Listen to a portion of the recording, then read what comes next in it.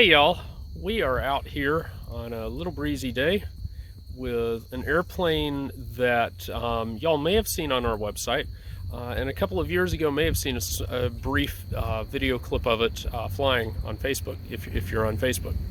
So this airplane is the Challenger, published in Boy's Own paper in, I believe it was 1941. I'm going from memory here because I'm, on camera. Interesting bits of history about this airplane. The plans are signed. It's hard to read. I've got a digital copy. I've never found a hard copy of the plans, and I don't remember where I found the plans. Found them somewhere online and downloaded them for cataloging later. Ended up drafting it up in CAD and actually making a kit. But it appears to be signed P.G. Chin. I'm not certain of the last name. I think it says Chin, with two N's. If that is the case, some of you who are engine fanatics will recognize those initials as a person who became rather legendary in engine world and who we all benefit from, and that was Peter F.G. Chin, or GF, something like that. Anyway, not just some random person. So, regardless, this is an airplane that I suspect I am the first person in the past 50 years to have paid attention to and built. And you say, why? I mean, the plane is beautiful, so what's the deal? Well, let me explain to you why. I don't know how well it shows up right up in all of this, but each of these ribs has a row of lightning holes in it. Beautiful, beautiful lightning holes. All of the formers up here in the nose, same story. Even the ribs in the stab have those lightning holes. And you say, that's insane. I could, of course, build the airplane without that. Well, and that's true, you could. But here's the issue. If you look, that wing has a lot. That's a lot of ribs. Every one of them, except for the four center ribs, each wing panel, every rib is different. Every one of them. The same is true of the stab. Every rib is different. The rudder, vertical tail. Anyway, every rib is different, and yes, there are ribs, and there are lots of them in the vertical tail. This is not a simple airplane to build if you're building it from scratch. However, the miracle of laser cutting has made it so you can build it in no time. In fact, this was the airplane I used to test the idea of laser cutting even the uprights and cross pieces. It was the first airplane I tried that on, and I've basically done that on every plane I've built since. So, a little background for this particular model. It was built in the spring of 2020. I had the files for the airplane partially done for a number of years, and had just never pushed it quite past the edge so I could make it available. Nice, cool airplane, etc., and just hadn't gotten around to it. I had looked at it, said that could beat a Miss Canada Senior, which is kind of the dominant 36-inch old-timer, what they call small old-timers, so under 150 square inches. This airplane is right at 149.5 square inches. So it's to the limits. It's got a bigger propeller than the Miss Canada. It's got a bigger vertical tail, which allows it to swing a bigger propeller. And just to be blunt, it's prettier. I think it's a better airplane. I think it flies better. And I think you'll see the climb rate kind of indicative of the level of performance this airplane's capable of. Very easy airplane to trim. And most airplanes of this type are quite easy to trim. But anyway, I introduced it as a short kit, and now we have changed things up, and you can get this as a full kit with a 12-inch plastic propeller and all the goodies and hardware to have yourself some nice adventures with it. And so there you have it.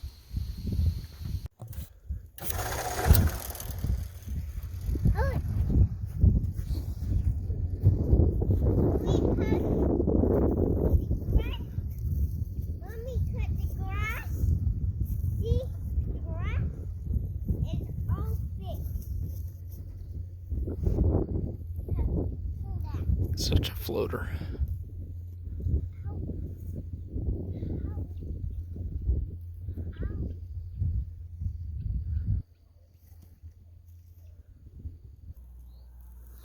Only adjustments I had to make to this airplane to get it to fly was adding a little bit of nose weight and some down and right thrust. By the way, that was on hand winds. I didn't even have yet to stretch wind it or anything. Picked it out of a couple trees now. Yeah, pretty sweet airplane.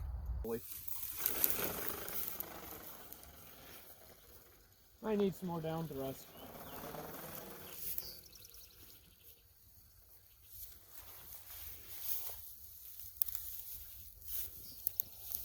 Yeah, I'll be picking that out of the trees.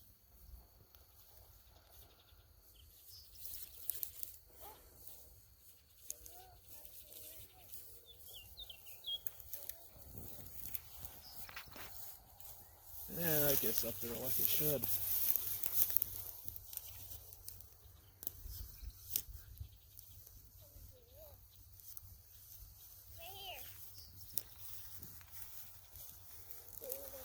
And do we miss the trees? Yes, we do. Success.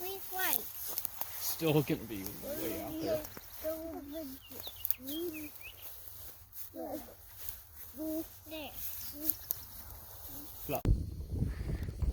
This airplane has a viscous damper system on it for the tail. So if I pull on this string, everything comes down. And I have my little mousetrap mechanism here. So if I can latch this on here while, nope, screwing it up. Gotta get that rubber band on there so the whole thing doesn't pop loose. Come on, you can do it. Go up there. There we go. So that wants to fit on there like that. And so then if I pull this over onto the timer, it's going to start tracking around. And it's almost there, almost there. Tail's not seated correctly. I'm not bothering with it right now because it's fine, but there you go. I do have I've had to run a rubber band up here to a pin. Better to use like a little carbon peg or something to hold the nose block in the glide, because I did have it pop out and then fall free, and you don't want to lose that. And then the last thing that is essential, I just have this kludged on here with the rubber bands, but a tracking bug is essential on an airplane like this, because they get lost easily. I mean, this thing covers a lot of territory. It can do 3 minutes in dead air or more, so all that good stuff. We're running 12 strands of 1/8. You could run quite a bit more, so I don't have this thing really that powerful, and it flies great. Good size prop. If you want to fly SAM, you can use a folding prop. I think it's a single blade folding prop. I just made the traditional double blade freewheeler for FAC competition. So relatively warp free flying surfaces, so it's a very consistent airplane.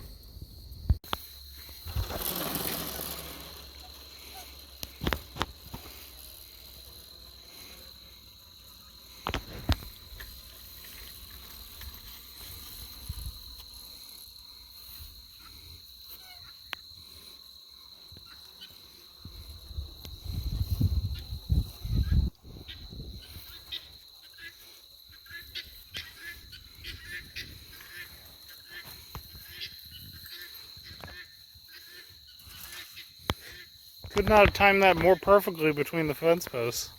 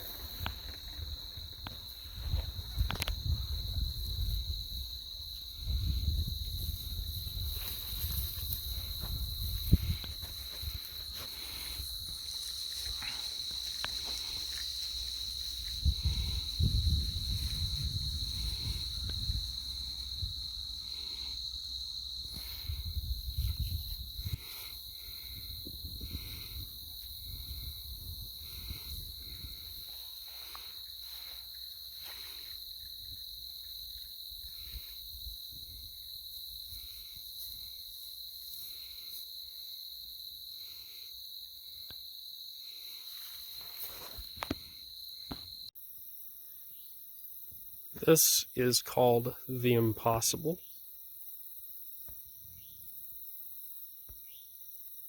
That is an airplane. It is below that. Miracles still happen.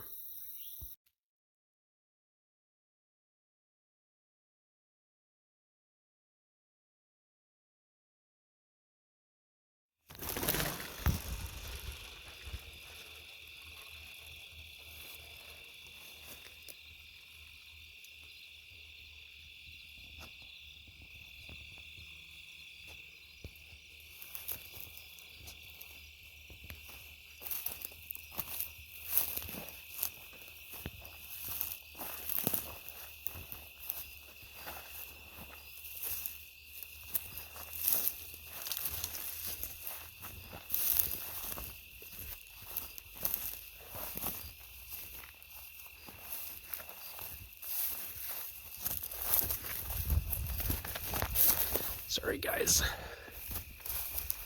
getting out there a bit.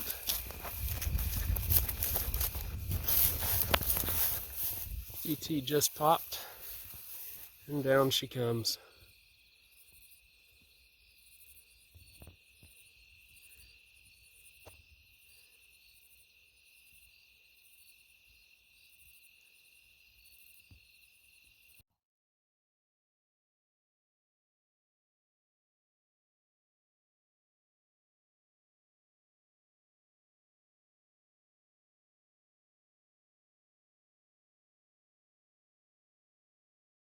Well guys, I guess that about does it for the Challenger. Beautiful airplane, as we have mentioned before. I highly recommend it. And again, now it is available not only in a short kit, but also in a full kit. So comes with a 12-inch plastic propeller, a little on the small side, but great for fun, and it'll still max on that. So very competitive airplane if you're looking to fly competition. For those of you that just want a beautiful classic, well, here is the classic for you.